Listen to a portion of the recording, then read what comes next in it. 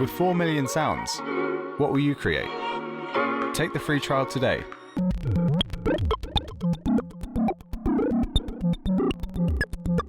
Hello YouTube, welcome to a new Synth Anatomy video here from the Superbooth 20 Home Edition. I'm in the line with Paul Barker from Synth. How are you? Hello. How are you? I'm fine. I'm stuck at home in my workshop. It's kind of warm here, but I'd rather be in Berlin, but obviously I can't be. We are all missing Berlin. And I think you had always one of the loudest booths of the Superbooth. Yeah, well, it's not just me. What happened was we were loud, and then we had Jaron from Analog Renaissance came in one year next to us, and he bought a big sub bass which he put under the table. And then we just kind of got a bit crazy. It was like what we did was we connected all the machines up on our table, his table, and the division department as well. So we had this massive 4-table jam, which basically became a big 3-day party. Exactly, the division department, one of the very small developers, maybe not seen by many, but it was really amazing. Got a really good machine, actually. It's kind of like a hybrid of various drum synthesis techniques, and it sounds really good. It's really awesome, actually. Definitely should check them out. It flies a bit under the radar. Yeah, well, they're new guys, I guess. And I think when you're new, it's always difficult to get established, and especially now when there's so many. Every year there's half a dozen more companies, or even more than that. And there's how do you get your head above the water? Yeah. You let's talk about you. You are the maker of Synth. Yes. Known for Roland-inspired devices, or even like other replicas, or some guy says clones. No, it's not a clone, it's a replica. And then of course we've got inspired machines like this, and there's another one somewhere here we are. It's right here. This is one that everyone saw this last year, but we haven't worked on it more. But we have this year we've got the 606 finally ready. I can turn it up a bit, you can hear it. Oh.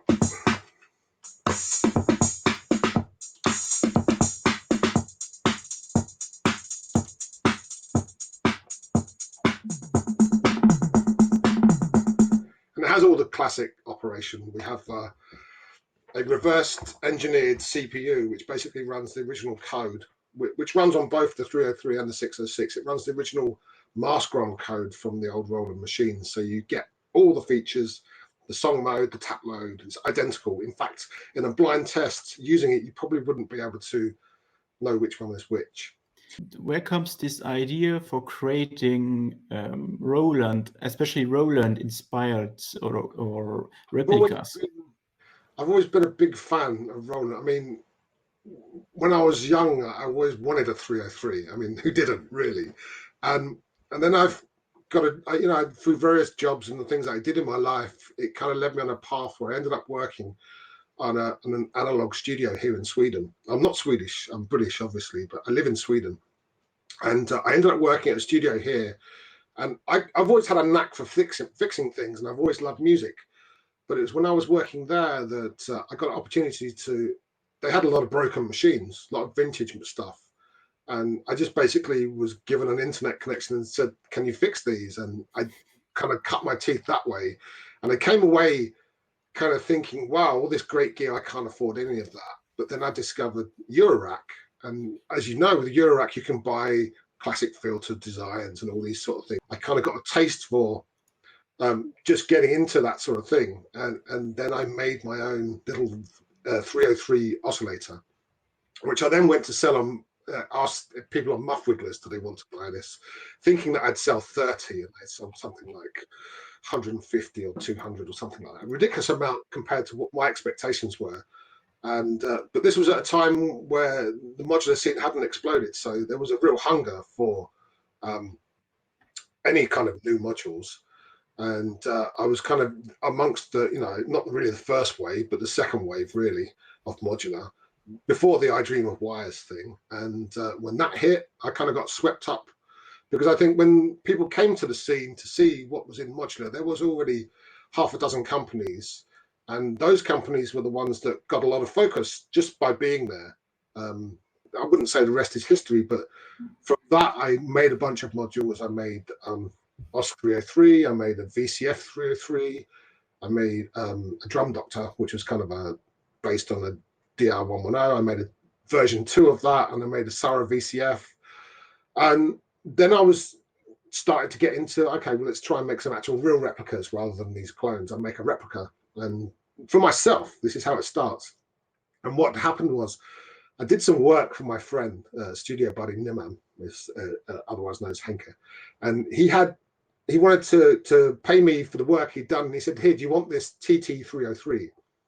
And I'm like, "Yeah, sure, I want that." So I took it and I took it into my studio. I switched it on, and I was really disappointed in how it sounded, because it looked the business. I mean, it looked like, this looks great, and I was like, something's wrong here. It doesn't sound right.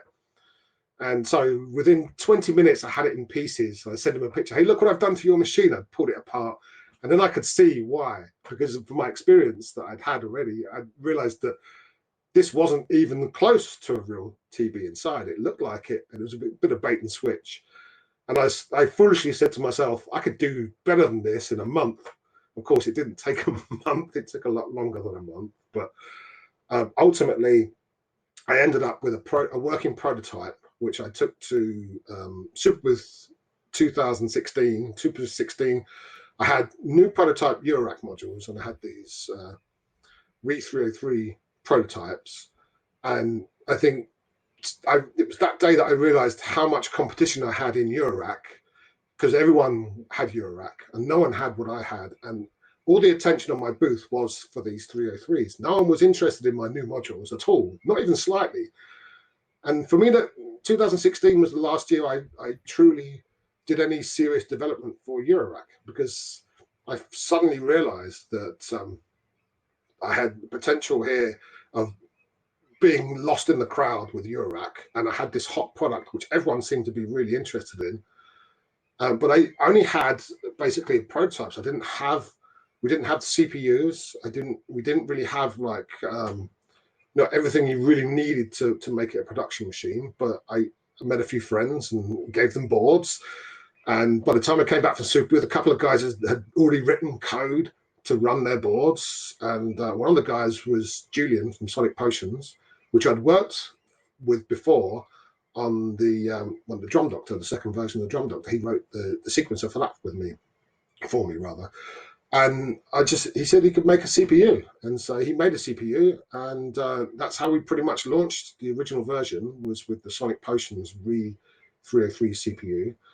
And but that was always, again, it was a rewrite. It wasn't a clone or a replica of the original code. It was just some good. I mean, it's great programming, but at the end of the day, we're making a replica. So I really wanted to have the original code. And one day, Colin Fraser from Sequentix at Superbooth, I think it was maybe 17, he suggested, he had a really good idea. He said, well, if you could get the original mask ROM, you could then run an emulator with a library and run the original code in your machine. The real problem was that the mask ROM, if you don't know anything about mask ROMs, they're literally etched into the chips. So in order to get the data from the chip, you can't download it or disassemble it. You need to literally melt the top of the chip with acid and scan the gates and copy them in. And I told this idea to my friend Johan. This is Pixie, the guy who makes the product I'm just going to tell you about. I told him this idea, and he's like, "Oh, that's a great idea. I could probably do that." And he went away and he found that someone had already ripped the mask ROM code from the CPUs, because a lot of people preserve these old CPUs. And then he had a working prototype. It wasn't brilliant because it was running through a layer and it was kind of laggy a little bit. But as soon as I heard it, I could hear that it was playing the original code. And the original code means you literally have the original player. So even though it was laggy a bit, there was a lot of potential there. And we showed it. We do this 303 barbecue every year. And we showed it at like a show and tell, just to show to everyone, hey, look, this is what we've been working on. And a couple of years later, we now have a finished product, which we now sell as, and it runs the original code for the 303 or the original code for the 606. And it really feels like the original machines. I mean, they are literally running the original code. And yes, they're running it through an emulation, but the emulation is about 20 times faster in cycles than the original CPU. So there's no real issue there with catch up or lag or anything like that. And it's actually marvelous what he does actually there. I mean, once he's perfected it, it's not that I won't use the sonic potions, it's just that I want to use that original code because it's the original playback.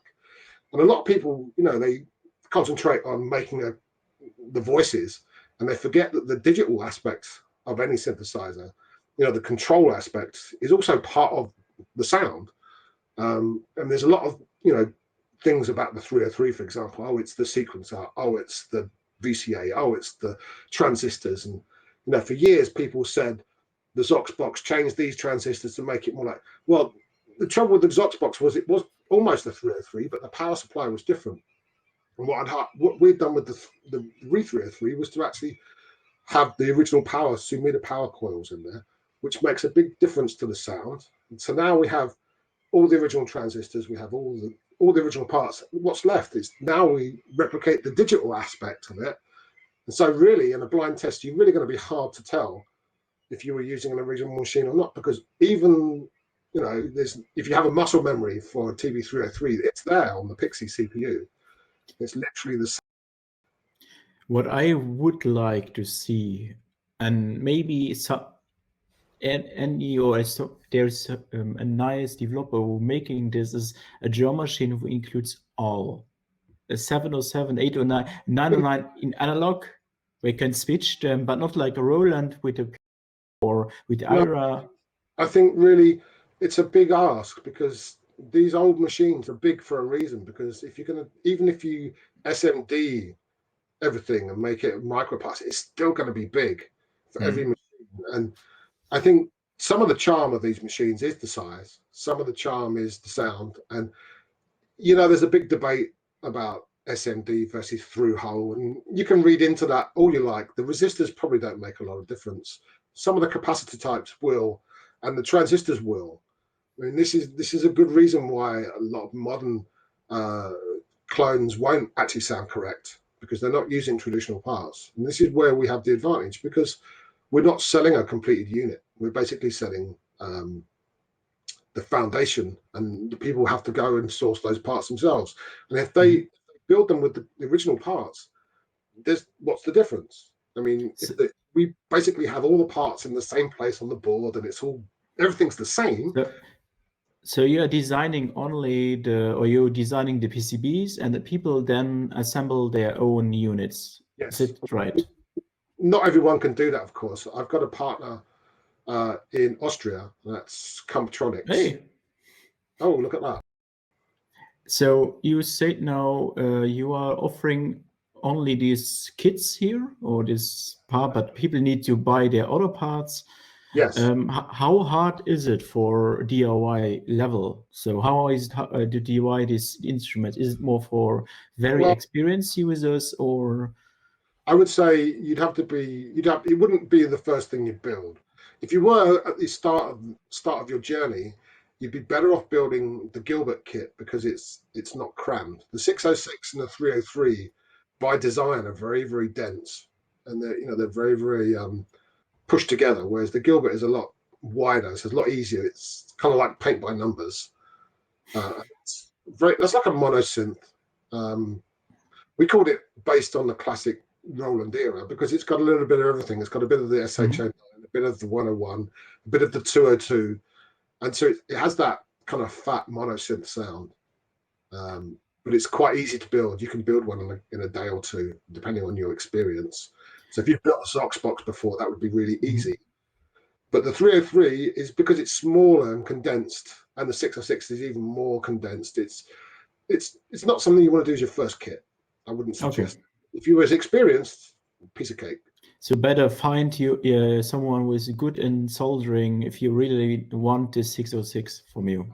We have one partner, like I say, Computronics.com in Austria, and he builds machines. Every time someone asks me to build a machine, I just push them over to him, because back in the day when I started the project, he was the first person to come. He's got a real 303, and he was the first person to do a side-by-side AB, and it sounded, you couldn't tell the difference. So he's not only is he proving the concept, but he was also making sure that he was using the correct parts.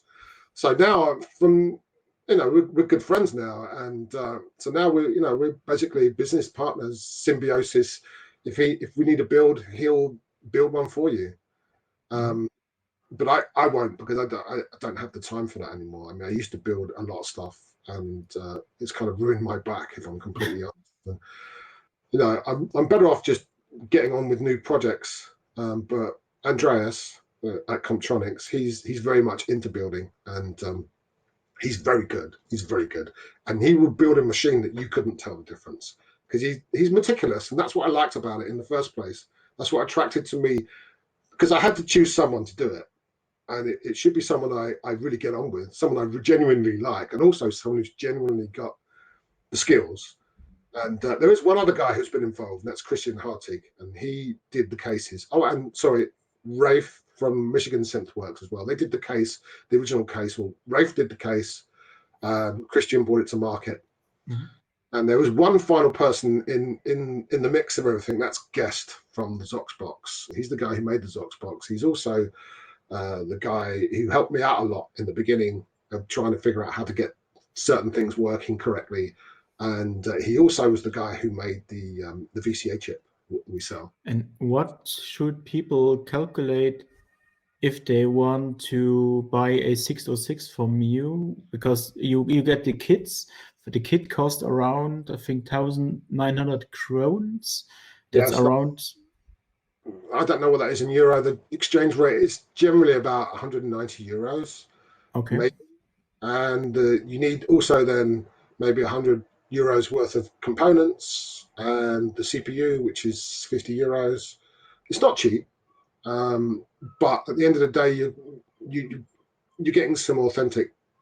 You're getting an authentic machine. You're not going to get something that sounds like someone else's machine in a bad way. There's a lot of developments gone into this, a lot of love and blood, sweat and tears, to be quite honest, because we're not, I mean, we do this as a business, but we're enthusiasts. We do this essentially for ourselves first. And I think, that's why they sound like they sound, because we genuinely love them. We genuinely want them to be a homage to the originals. We don't want to have something that's kind of slightly there. We want to have the exact thing. I think we were the first people to do that. I don't think I think the only company that really did that was Core with the MS-20 Mini. But even that was a Mini. But I think we were amongst. I mean, we were inspired by the Zoxbox. Let's be honest. That's what lit the fire. But then we just took it a step further, and let's make it in the exact image. Because many years people were saying, you change this on the Zoxbox, change this transistor, it'll sound better, and they do sound better, but the power supply is fundamentally different.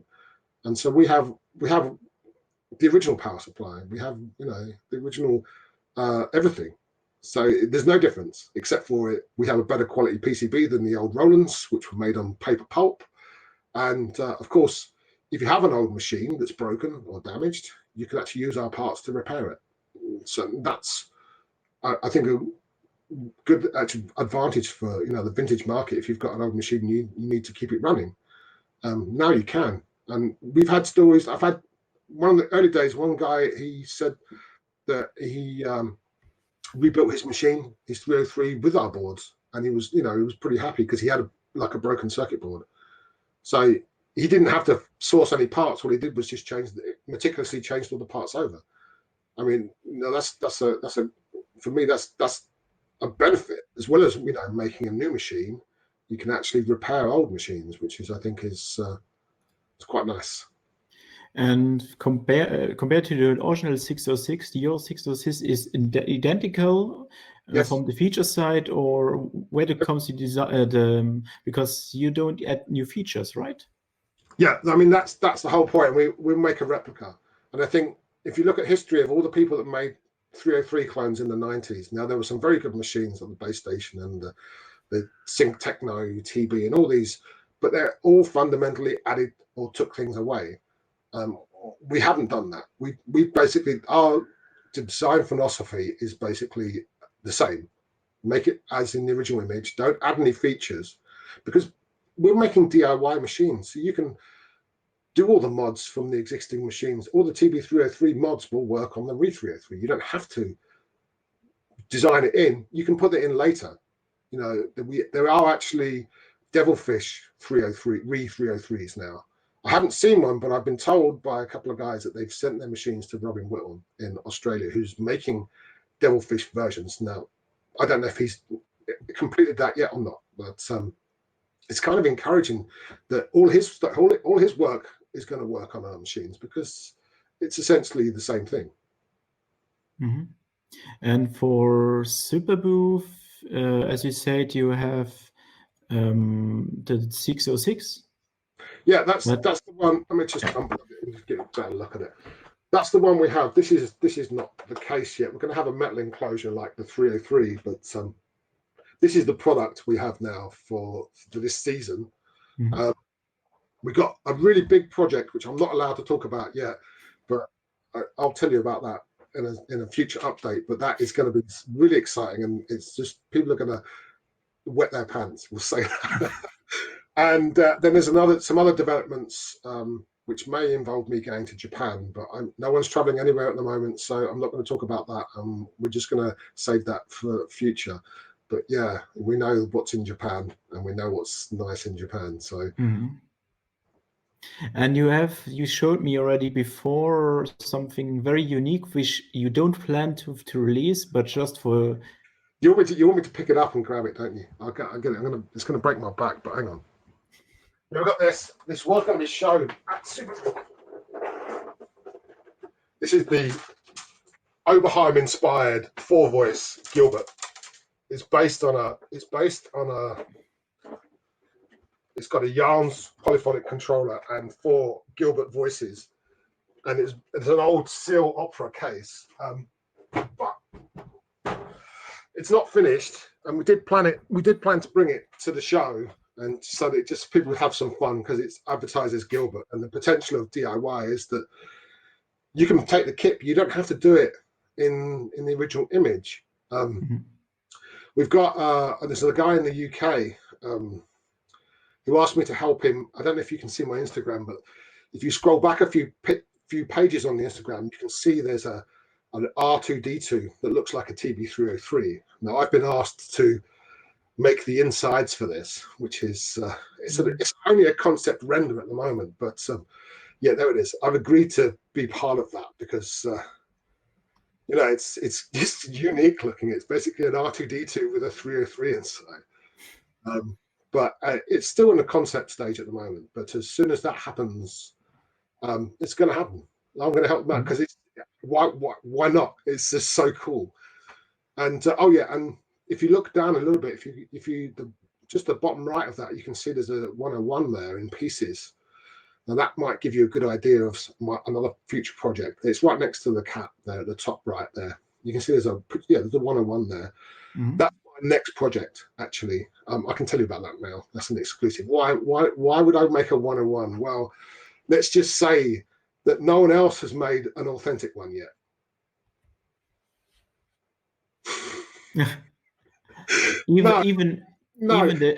I've had this conversation with people, and then people are telling me, no, it sounds just so. And I'm like, clean your ears out, because it doesn't. And if you think it does, then you're wrong.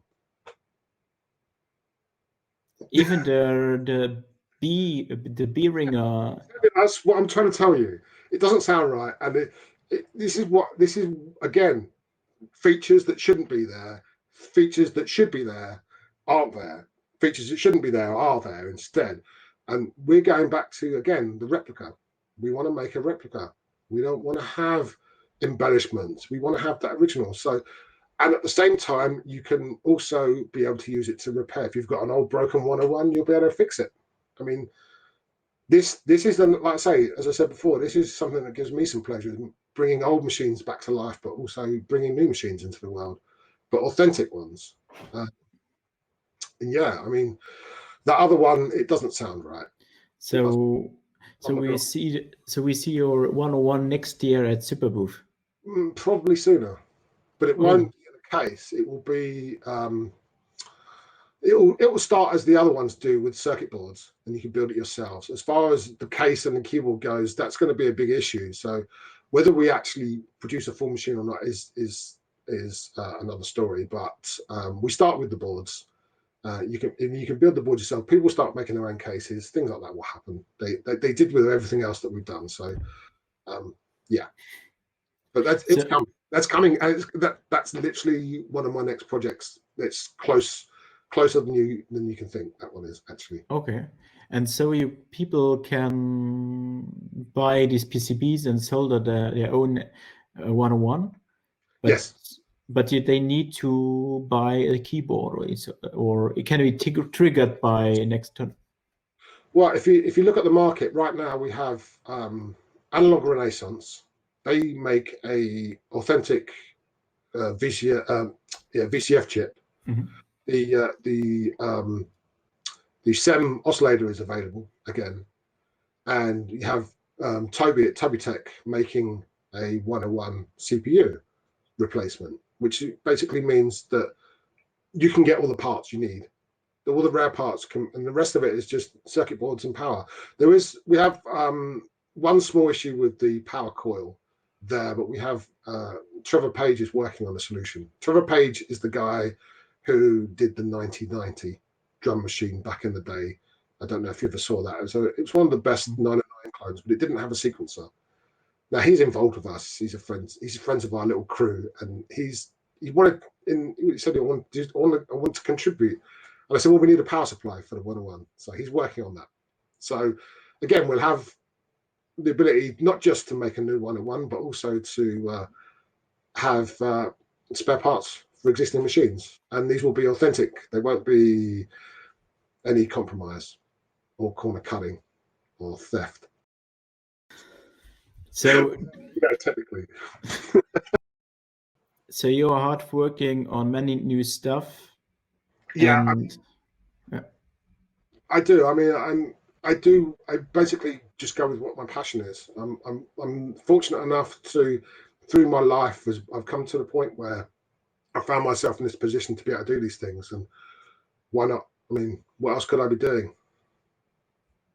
And you say to me before you have also a label, or Yeah. We've got an offshoot of the RE-303 machine. We made the RE-303 Records, which was basically started as a way for me and Henke, that's my friend Niman Speglada. We started a band called Helltown Acid Militia, and it was just basically because we were using these machines and jamming. And then we did that for several years, and then I kind of got really into electro, and I started the Tro label, which is the new label. The other one's not defunct at all, but right now my love has been with electro the last few months. So I've been writing a lot of electro, and so we started a label for that too. So we have distribution with Clone in the Netherlands, which is a kind of ironic distributor name for us. But there was another thing that I noticed the other day, which was if you took Re and put Tro together, it's retro. That was not on purpose. It's just a happy accident. Yeah, but it's just one of those weird things, weird coincidences, you know. But yeah, most of the RE-303 records are out of stock now because we only press up 300 copies and they go relatively fast. But Discogs is your friend if you want some of those. The last one we did was with Paku from Germany, the old Tresor guy, and the new Tro label we've got digital from Direct Beats. We got P&T, which is myself and my friend Trolls from Key Records, and then we have Sean Ruderman, who's he's just a legend from Pittsburgh in the States, a really good artist. He's up next on Tro, and then there's a single by me. But yeah, okay. Music is my life, really. You know, that's what I do for fun. That's what I do for a living. I think I'm quite fortunate, to be honest, to be able to do all these things. Your products which are you offering, are these limited in time available only, or they are limited quantities, or do you offer them? No, I mean, there's no reason for us to stop selling them. You know, we've got enough resources to keep selling them sort of relatively indefinitely. I mean, if there's a demand, we'll sell them. If there's once the demand's not there, then obviously we won't. But we have to remember that we do sell a premium product. We're not selling